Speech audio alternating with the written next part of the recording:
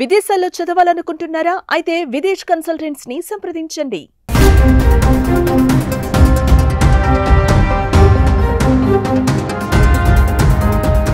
ఎలాంటి తాకట్టు లేకుండా బ్యాంకులు లోన్స్ ఎలా ఇస్తున్నాయి అనే అనుమానం చాలా మందికి ఉంటుంది. అయితే బ్యాంకులు కస్టమర్ క్రెడిట్, సిబిల్ స్కోర్ ఆధారంగా లోన్స్ శాంక్షన్ చేస్తాయి. అయితే వ్యక్తులకు సిబిల్ స్కోర్ ఉన్నట్లే వ్యాపార సంస్థలకు కూడా సిబిల్ స్కోర్ ఉంటుందన్న విషయం చాలా మందికి తెలియదు. సిబిల్ స్కోర్ ఎంత ఎక్కువ ఉంటే అంత తక్కువ వడ్డీకి బ్యాంకులు లోన్స్ ఇస్తున్నాయి. ఈజీగా లోన్స్ పొందడానికి బలమైన వ్యాపార క్రెడిట్ స్కోర్ చాలా ముఖ్యం.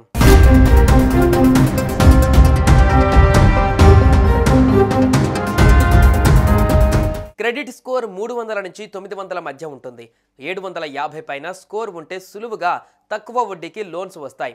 అందుకే ఎప్పటికప్పుడు క్రెడిట్ స్కోర్ చెక్ చేసుకుంటూ ఉండాలి. అన్నీ సక్రమంగా టైంకు కట్టేస్తున్నాం కదా, ఇంకెందుకు అనుకోవద్దు.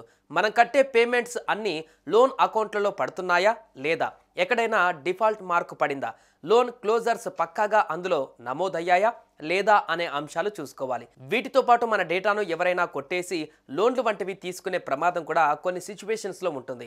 అందుకే ఎప్పటికప్పుడు చెక్ చేసుకుంటూ ఉండాలి. రేపు మనకు మళ్ళీ అప్పు పుట్టాలన్నా, ఉన్న క్రెడిట్ స్కోర్ కాపాడుకోవాలన్నా ఈ రిపోర్టు ఒక్కటే ఆధారం.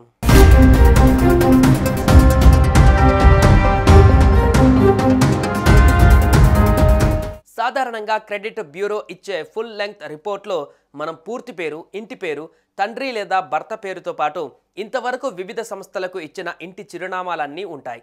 మనం పనిచేసే ప్రెజెంట్ ఆఫీస్, ఓల్డ్ ఆఫీసులు, డిజిగ్నేషన్స్ లాంటివి కూడా ఉంటాయి. వీటిలో ఏదైనా తేడాలు గమనించినా, వీటిని పొరపాటున ఎవరైనా వాడినట్లు అనిపించినా వెంటనే బ్యూరోకు రిపోర్ట్ చేయాలి.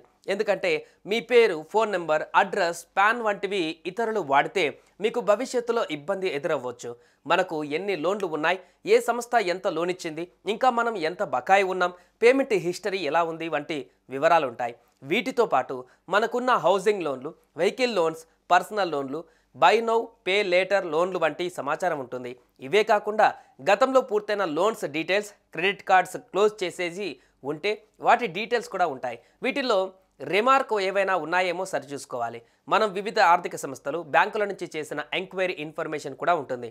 Credit card, personal loan, housing loan వంటివి ఎంక్వైరీ చేసినా కూడా ఇందులో డేటా ఫీడ్ అయి ఉంటుంది.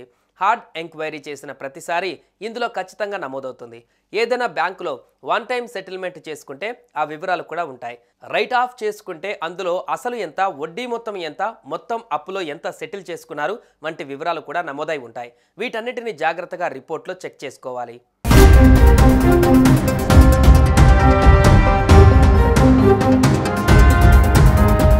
ప్రస్తుతం మన దేశంలో ట్రాన్స్ యూనియన్, సిబిల్, ఎక్స్పీరియన్, ఈక్విఫాక్స్, క్రిప్, హైమార్క్ పేర్లతో 4 క్రెడిట్ బ్యూరోలు ఉన్నాయి. వీటికి ఆర్బీఐ గుర్తింపు ఉంటుంది. బ్యాంకులు, ఎన్బిఎఫ్సిలు, ఇతర రుణదాత సంస్థలతో ఈ కంపెనీలు పనిచేస్తాయి. వాళ్ళందరి దగ్గర నుంచి డేటా తీసుకొని సరిచూసుకొని రిపోర్టులు తయారు చేసి క్రెడిట్ స్కోర్ ఇస్తాయి.